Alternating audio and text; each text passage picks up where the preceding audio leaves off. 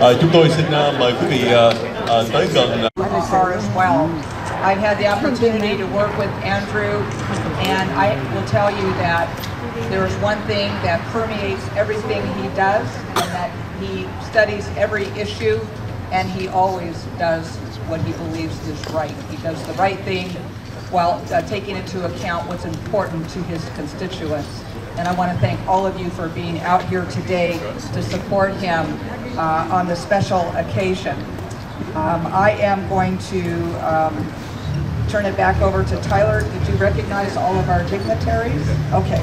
And so our first speaker, did we miss any of our dignitaries? Oh, okay. Well, I'm going to let you announce all of those, and then I'll take it back over.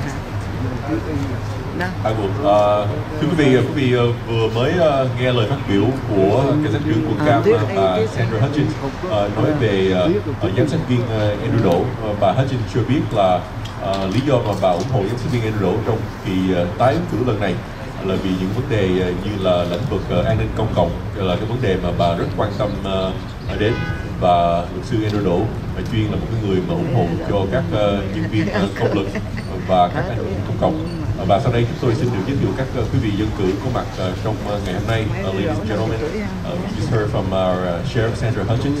I also would like to recognize those who are also with us, those who hold public office, including Chairman Ed Royce, Congressman Ed Royce from the U.S. House of Representatives, State Senator John Morlock, District Attorney Polly Rokakis, Superior Court Judge Sherry Pham, Orange County Clerk Reporter Hugh Nguyen, and we have George Cadenas, who is here on behalf of Supervisor Todd Spencer. I also see Jeremy Tran here on behalf of Supervisor Michelle Steele, and if I happen to miss anyone else, please let me or Brian Kowalski know. Thank you. And then I'd like to turn the microphone back to our sheriff so he can introduce our next speaker. Ma'am.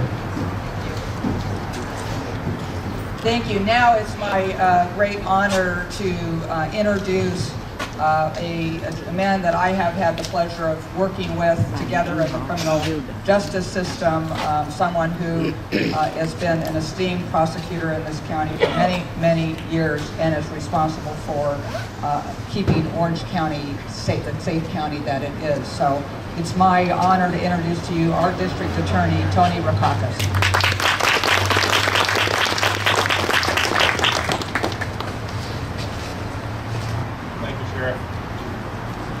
Well, it's a real pleasure to be here this morning to support Andrew Doe for his re-election. And let me just say, this is somebody he really should be re-elected. That he should be able to continue on as a supervisor in the Orange County supervisorial district that he's in here. Let me say that I've known Andrew for quite a long time, really actually for many years. He goes back, I don't know how many years, 20 years at least, where he was a deputy district attorney in the DA's office.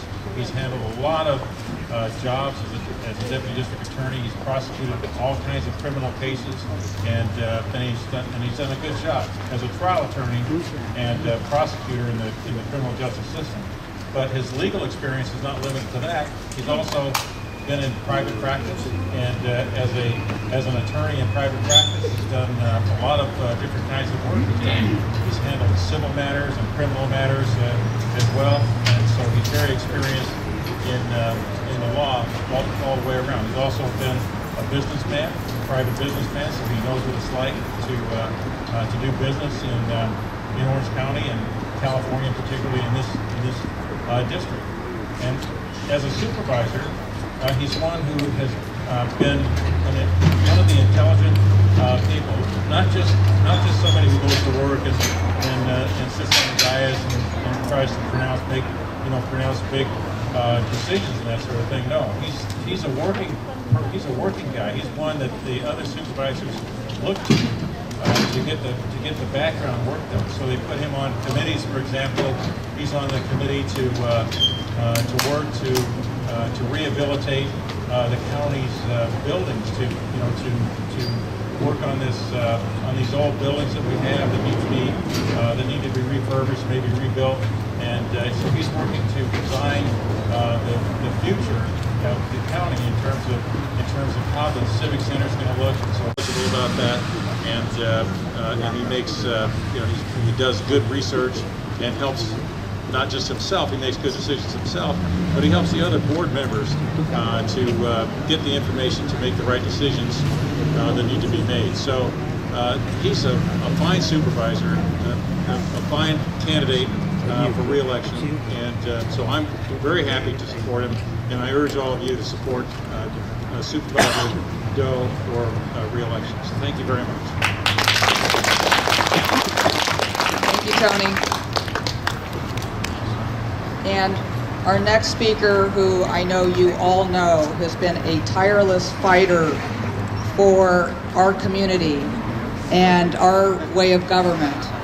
And this is quite a ringing endorsement for this man to take time out of his very busy schedule and what we might refer to as a very tumultuous time in Washington, D.C.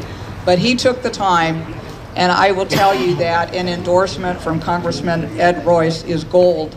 And that is how strongly he feels about being here today at the campaign kickoff for Andrew Doe. So I would like to now introduce Congressman Ed Royce. Thank you very much, Sheriff. I appreciate that introduction. And I really appreciate the opportunity to say a few words about Andrew Doe, someone who I have long felt has dedicated a great deal to the community, especially to Garden Grove as a former councilman and to Westminster. You know, in every field there are those who reach excellence. And in the district attorney's office here, you had Andrew Doe, who led the charge on a lot of these sexual assault cases to protect the Andrew Doe went out into the community. He didn't ask for government funds to do this. He didn't take funds from the city. He raised money and worked with the community to put up a statue of Ronald Reagan there in Miles Square Park. This is something he did on his own. Him and his wife Sherry, who's actually the judge on the court. And it impresses me in terms of what he's also done as a sitting supervisor. When he said he was going to protect Prop 13, he meant it. And some of the changes he's helped get through to make certain that if there's a dispute, you've got more time to appeal in terms of property tax, to make sure that your property taxes aren't increasing. If you're a small business, putting in the $3,000 exemption on property tax for small businesses in Orange County, raising that to $3,000. That is very, very helpful for the entrepreneurial spirit that is so visible in this community, in Westminster, in Garden Grove, in which he represents so well. His family, his oldest daughter goes to Cal State Fullerton. I'm an alum of Cal State Fullerton. But I am very proud of all he's done to give back to this community here.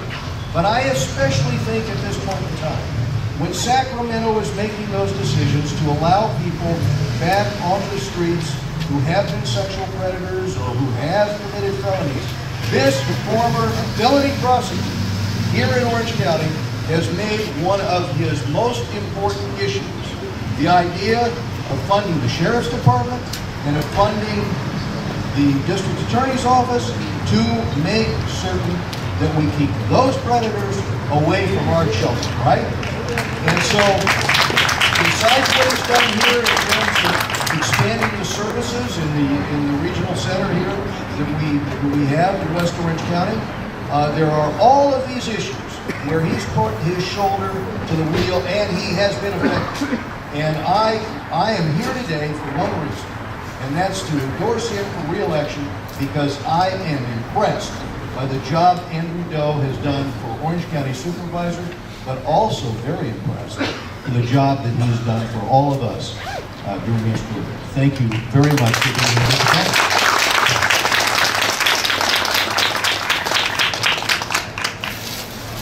Wow, I think we're done now. He said it all. No, we're going to, there's nothing like hearing it from the candidate himself. And so it's my honor now to introduce the man who can tell his story and tell you what he believes in, and that is Supervisor Andrew.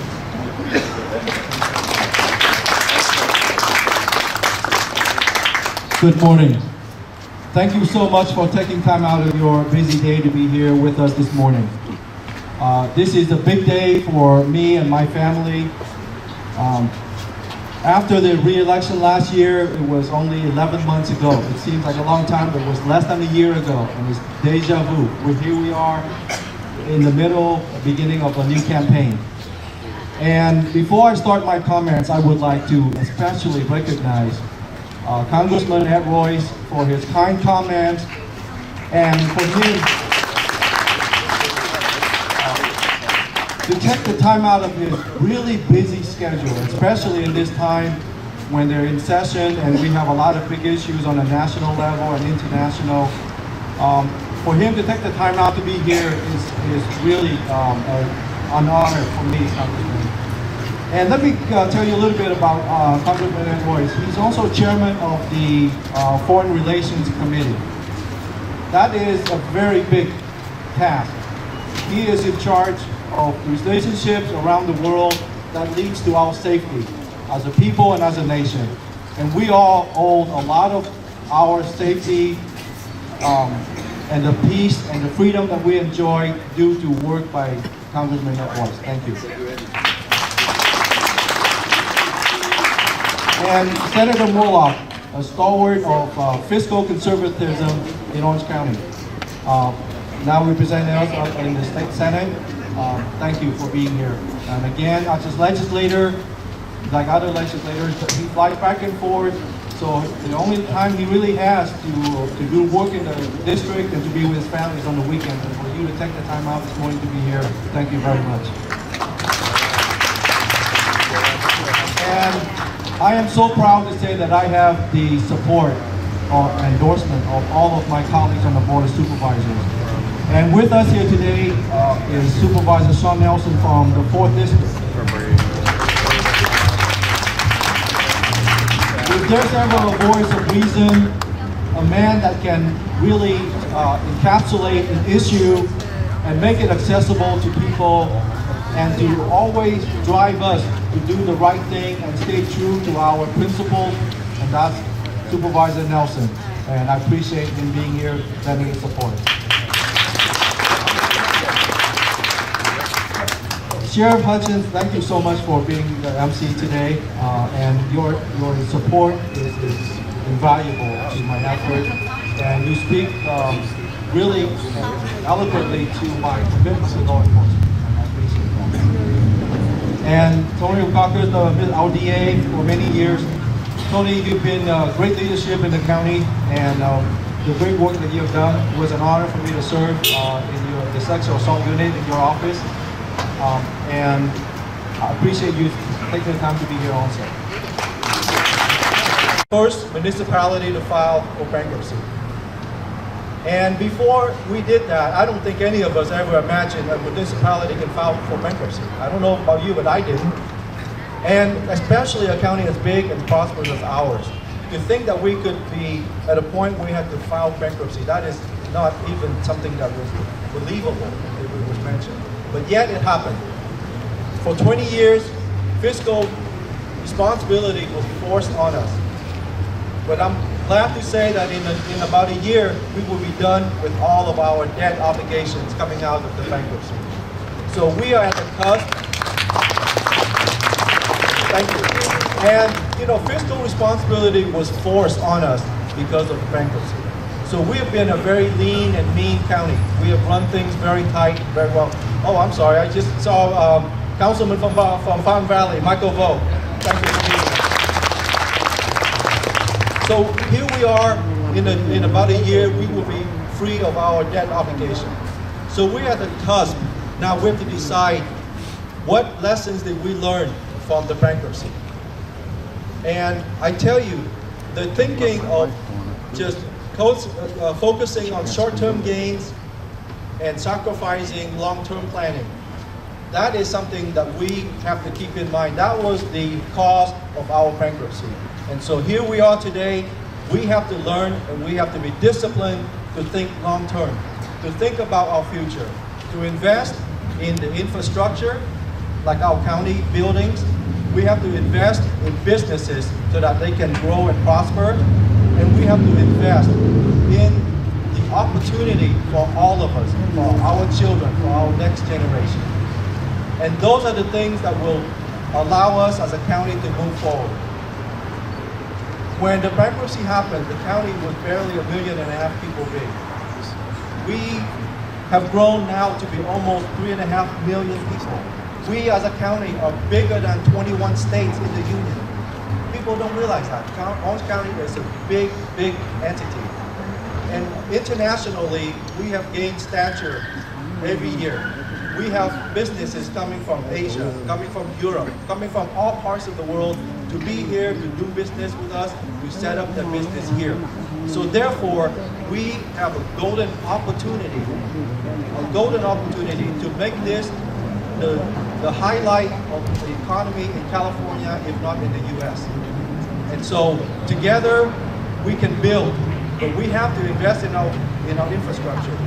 In the next few months, you will see Supervisor Nelson and I roll out a new master plan for the Civic Center and the development of Santa Ana.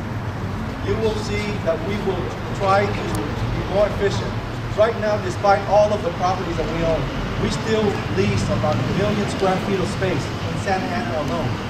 Why? Because we are still stuck in the way that we were working as a workforce 40, 50 years ago. And we still have big offices, 260 square feet per employee. Nowadays, we don't need files anymore. We don't need faxes. Now we have computers and emails. Therefore, by being streamlined, being efficient in the use of our space, we can save money. We can invest in business. In Congressman Edwards mentioned before, we have to have laws and regulations that make sense. We cannot spend more money to collect tax than we get from the taxes that we receive. For instance, the exemption that the Congressman mentioned in property taxes, we get 1% of taxes.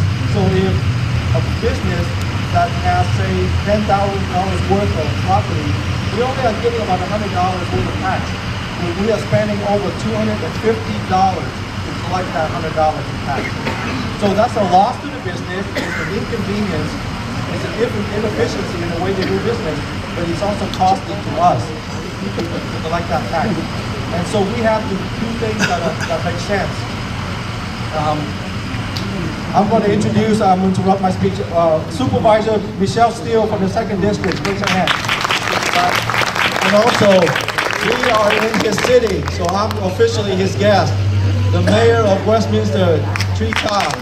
Thank you for being here. And of course, Councilman Tyler Dibb. You're still back here, right? I see you. I'm your guest also, Councilman. And in terms of businesses, we have to streamline our regulations and our laws so that we do not create unnecessary burden on business and allow them to grow. And in terms of opportunity for our children, District 1, Santa Ana, Garden Grove, Westminster, Porter Fountain Valley, and Midway City, we are very heavily populated. There are almost 800,000 people within a 59 square mile space that we have. That's a very small area for a lot of people. If you drive around our city, you don't see a lot of open space. That impacts the quality of life and the health of our children. They do not have the place to play and be children. And what makes it worse is when we grew up, if we wanted to play sports, we just grab a bunch of friends and we go down to our school yard, right? We play basketball, we play football. Guess what? The schools are locked up now. After school lets out, they lock the gate. So kids can't get onto school campuses to play anymore. So unless they have money, their parents sign them up for league play and pay a couple $100 to belong to the league, they have absolutely no opportunity to play sports or to just go out there and run around and meet kids. And so that leads to a lot of children that are leading unhealthy lifestyles.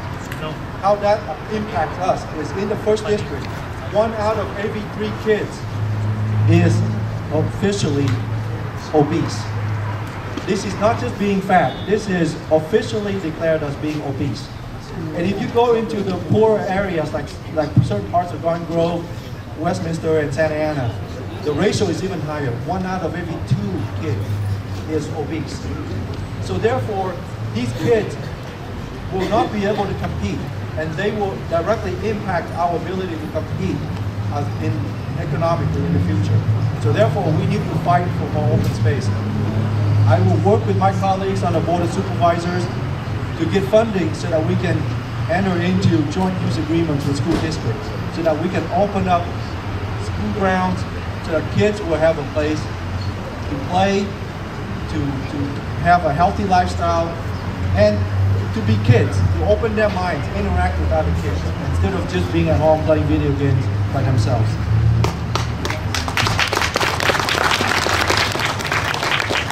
So, you know, the things that I'm talking about are not liberal or conservative. They are not Republican or Democratic values. These are all commonsensical things. These are a vision. These are shared values we have as a community. And I look forward and I hope you are with me on this journey. And I look forward to this upcoming campaign, and I hope all of you will come back, walk a couple of precincts, put up a couple of signs, talk to your neighbors, and advocate for the things that we all believe will be best for our future, which is to build a bright future for all of us and to be economically competitive. Thank you very much. And, you know, we have a lot of representatives from the Vietnamese American community, so if you can indulge me, I would like to invite a former president of the Vietnamese community of Southern California, Colonel Lee, to come up and say a few words.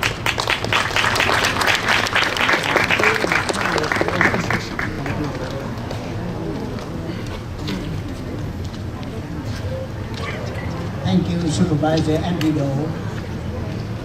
Distinguished guests, ladies and gentlemen, I'm very proud to be introduced to say a few words about Andido today. Here. In about 11 months, he has been elected as supervisor of Orange County First District. He has done a lot of many good things for the community, including the Vietnamese community in Southern California. In the name of the Vietnamese community in Southern California, as the president of the advisory council of the community, I officially and thoroughly thank you for your effort to help us. Ladies and gentlemen, talking about Andido helping the community a lot. We don't have time to cite everything he has done for the community here today, but just a few. For example, from the small event like the Mid-Autumn Festival last year, he did with the cooperation of the community. County and community working together. But the most significant thing will take place in about a month from today is the Tet Festival. The year of the month is coming up about a month from today. County of Orange hosts the festival, but the main player of the game is the Vietnamese community in Southern California. Thank you so much again. And the first time in the history of Orange County, we have a festival that free admission, free parking for everybody.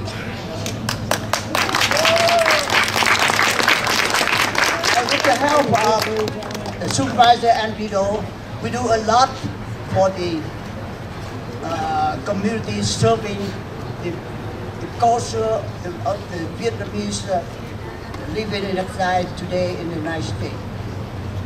For example, next week we will have a very important ceremony to install the statue of Trươngng Văn in my square park.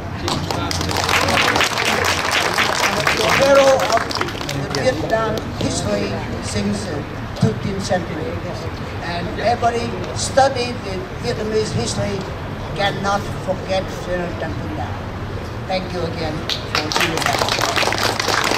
I don't want to take much time of the ceremony today. I would like to finally, again, representing the Vietnamese community in Southern California, I thank you, and he deserves our support. Thank you so much. Kính thưa quý vị, tại vì chúng ta có nhiều đài truyền thông có mặt ngày hôm nay, cho chúng tôi xin phép được nói một vài lời bằng tiếng Việt. Đầu năm 2015, chúng tôi rất hân hạnh đã được sự tin tưởng của cộng đồng vào chức vụ giám sát viên của quận Cam Địa Hạt 1. Và trong 11 tháng qua, chúng tôi với sự ủng hộ của cộng đồng, của đồng hương và các cử tri trong quận Cam và những giám sát viên khác trên hội đồng, chúng ta đã đạt được rất nhiều việc, không phải chỉ cho cộng đồng chúng ta mà của cả quận Cam. Từ việc chúng ta bành trướng trung tâm phục vụ cộng đồng cho tới như đại tá Lý đã nói là hội chợ của Tết Trung Thu, và đến sắp tới chúng ta có tượng của Đức Thánh Trần và hội chợ Tết đầu tháng 12, tháng 2 và đầu Tết ta của chúng ta. Và trong những tháng tới chúng ta sẽ nói thêm về những việc khác mà sẽ làm được của quận Cam như trung tâm sinh hoạt cho cộng đồng và nhiều những dịch vụ mà chúng tôi sẽ mang tới cho cộng đồng.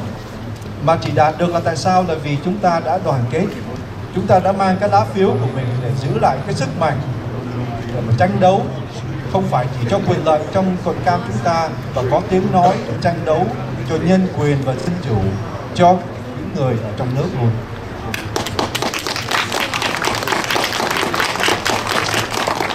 Chúng tôi tin rằng việc đắc cử của chúng tôi với một người đối thủ rất là mạnh đã nói lên, chúng ta thấy trong cộng đồng chúng ta cái sự cần thiết có một tiếng nói để mình thay mặt cho mình, để mình cho thấy cái sự cần thiết mình có cái tiếng nói không phải chỉ ở quận Cam, không phải chỉ Tiểu Bang, và hy vọng một ngày nào đó mình sẽ lên tới cả liên bang để mình tranh đấu cho cái hình ảnh, cho cái quyền lợi của mình và những cái giá trị mà mình coi trọng là một cộng đồng và cá nhân của chúng ta là người tị nạn qua nước mình.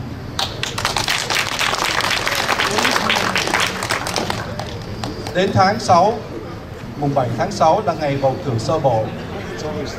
Đến lúc đó nếu mà một người ứng cử viên mà được 50% số phiếu trở lên thì sẽ không cần phải đi vào cuộc bầu cử của Tổng thống tháng 11.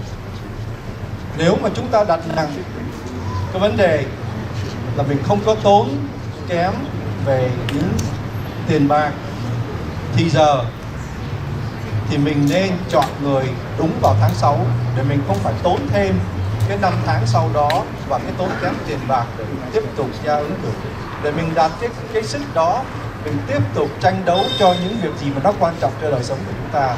Và chúng tôi hy vọng là khi quý vị nhìn vào những gì mình đã đạt được together, mình đã cái sự đoàn kết của mình đã đạt được, thì quý vị nên đặt cái lá phiếu của quý vị trong tháng 6 là một việc rất quan trọng.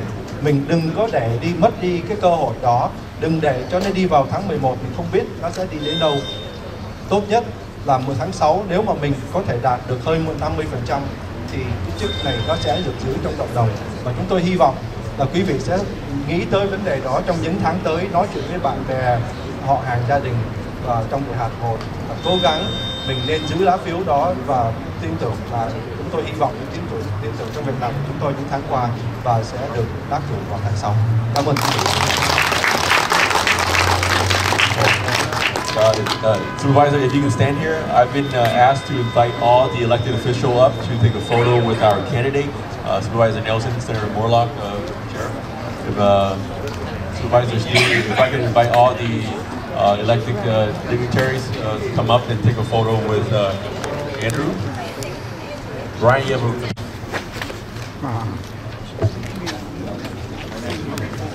Steve, you got this, right? Is everybody in? It's gotta be outside. Behind the speaker, you're in the wrong place. Speaker's no one can miss John. Ready? You gotta shift everybody that way a little bit. To our right. This way. Okay. Good job, Kyle. Squeeze in a little more. Everyone take 2 Tyler, steps to your right. Get in the picture. 2 steps to your right. Okay, we're gonna start with the right hand side with Brian. Ready, 3, 2, 1, smile. Now we're gonna do Steve. 3, 2, 1, smile. My turn, smile.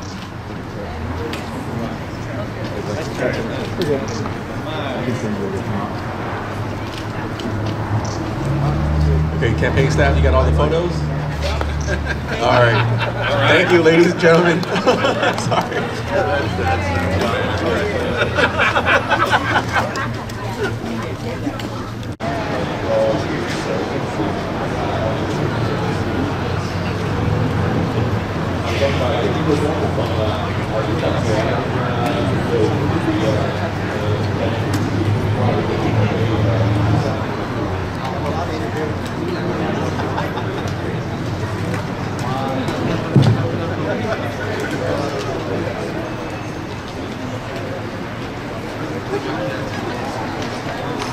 Okay. Yeah, it's another one. Yeah. Are you special?